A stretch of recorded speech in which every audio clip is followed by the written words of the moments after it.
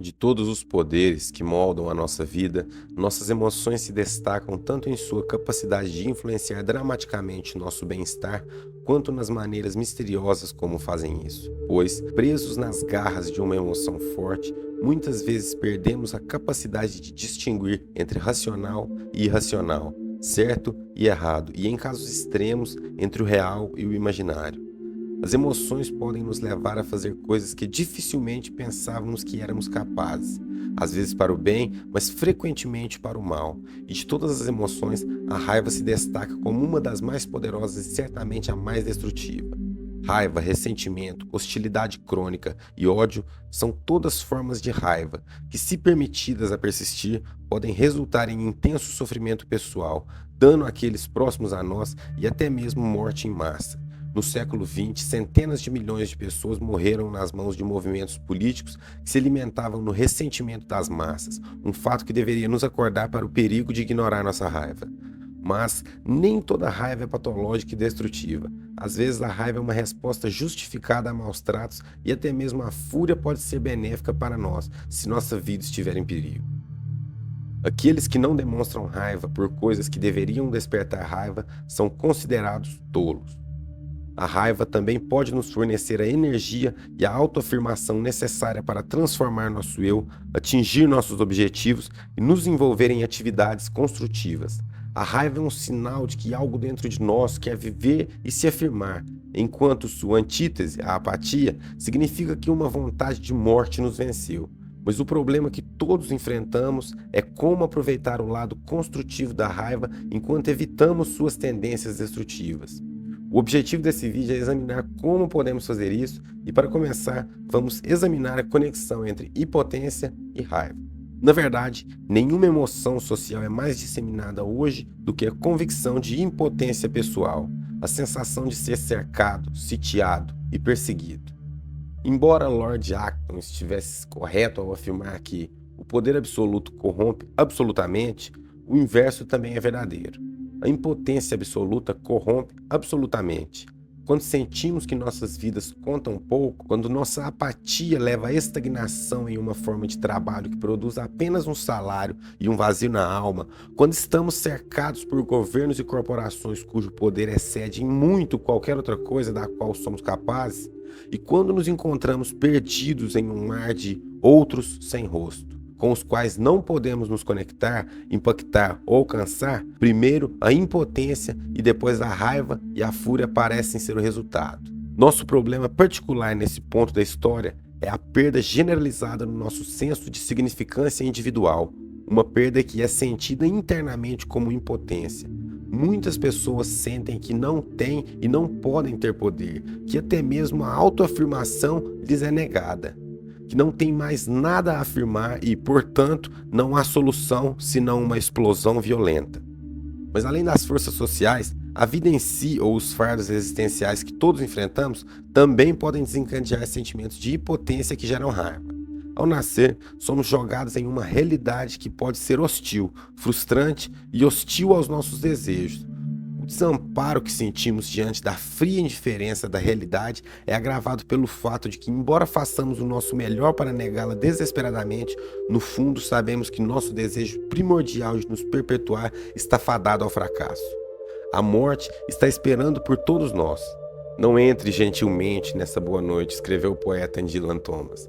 Raiva contra a morte da luz. No entanto, apesar da raiva ser uma resposta natural e às vezes saudável a sentimentos de impotência, a maioria de nós foi culturalmente condicionada a suprimir nossa raiva. Nós criamos rituais sociais intrincados para manter uma autoimagem altruísta comum por trás da qual escondemos a raiva e o ressentimento que habitam dentro de todos nós. E ao fazer isso, nos tornamos psicologicamente instáveis, fracos e propensos a distúrbios psicossomáticos e tempestades de raiva que podem surgir do nosso inconsciente aparentemente sem provocação. Dado quão impotentes e propensos à raiva muitos são nos dias modernos, devemos encontrar uma maneira construtiva para lidar com a presença da raiva. E para nos ajudar a fazer isso, nos voltaremos para o conceito daimônico. O daimônico é um termo grego antigo que era originalmente usado para se referir a um poder que vinha sobre o homem de fora, um espírito ou intermediário entre os deuses e os humanos. Rollo May reconceitualizou o daimônico em termos psicológicos modernos e o definiu como qualquer função natural que tem o poder de assumir o controle de toda a pessoa. Sexo, amor, raiva, fúria e o desejo de poder são todas paixões daimônicas que têm o poder de nos possuir e anular nossas faculdades conscientes. São poderosos impulsos instintivos que nos empurram amoralmente em direção à sua realização e, portanto, podem potencialmente nos animar ou prejudicar. E embora os benefícios das paixões daimônicas, como sexo e amor, sejam óbvios como resultado do condicionamento cultural, a maioria das pessoas desconhece o lado construtivo da raiva. A nossa cultura, escreve May, exige que reprimamos a maior parte da nossa raiva e, portanto, estejamos a reprimir a maior parte da nossa criatividade. A necessidade de ser criativo não se limita a artistas ou certos tipos de personalidade. Em vez disso, a necessidade de ser criativo é convocada dentro de todos nós sempre que conflitos internos ou externos e caos se manifestam em nossa vida.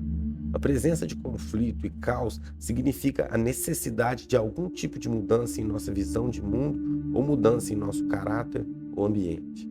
Quando somos criativos, em vez de responder ao caos e ao nosso conflito com passividade e impotência, reagimos de maneira proativa, transformando nossa mente ou dando forma a algum componente no mundo externo para nos ajudar a dar sentido ao caos, lidar com ele e, finalmente, transcendê-lo. O processo criativo é um processo de mudança de desenvolvimento, de evolução, na organização da vida subjetiva. Dado o papel da criatividade em transformar o caos e o conflito em ordem e forma, os sentimentos de impotência em poder, a falta de saída criativa suficiente em nossa vida é a principal culpada por muitos dos nossos problemas pessoais. No entanto, como Pablo Picasso observou, todo ato de criação é, antes de tudo, um ato de destruição. Quer estejamos criando um estado de espírito mais poderoso ou algo de extremo valor no mundo externo, primeiro precisamos limpar o velho e obsoleto para abrir caminho para o novo. Você deve querer queimar-se em sua própria chama, escreveu Nietzsche. Como você poderia desejar se tornar novo a menos que o primeiro se tornasse cinzas? E para nos ajudar a nos envolver nessa destruição criativa, a coragem, a assertividade e a energia que acompanham a raiva podem se mostrar indispensáveis.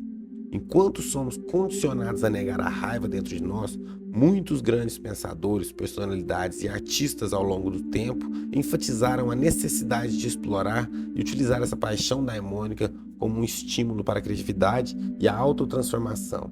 A raiva pode ser a paixão demoníaca de destruição necessária para qualquer forma de criação duradoura e significativa. Criar e atualizar as próprias possibilidades sempre envolve aspectos destrutivos e construtivos. Sempre envolve destruir status quo, destruir velhos padrões dentro de si mesmo, destruir progressivamente o que se agarrou desde a infância e criar novas e originais formas e modos de vida. Toda experiência de criatividade tem o seu potencial de agressão ou negação em relação às outras pessoas no ambiente de alguém ou em relação a padrões estabelecidos dentro de si mesmo. Dado que a raiva é uma resposta natural a sentimentos de impotência e a supressão da raiva é perigosa, precisamos reconhecer nossa raiva e não permitir que ela inconscientemente cause estragos em nossa vida e no mundo ao nosso redor. Pois se pudermos nos tornar mais conscientes e aceitar a raiva dentro de nós, podemos usá-la para nos revigorar, nos impulsionar criativamente em direção a objetivos distantes e nos transformar em um indivíduo mais autoafirmativo e decisivo. Mas se nos conformarmos com o nosso condicionamento cultural e ignorarmos ou suprimirmos sua presença, nossa raiva acabará se transformando de uma paixão demoníaca em um poder demoníaco, com resultados potencialmente devastadores. Aprender a viver criativamente com o daimônico ou ser violentamente devorado por ele. Nós decidiremos nosso próprio destino. Vamos escolher sabiamente.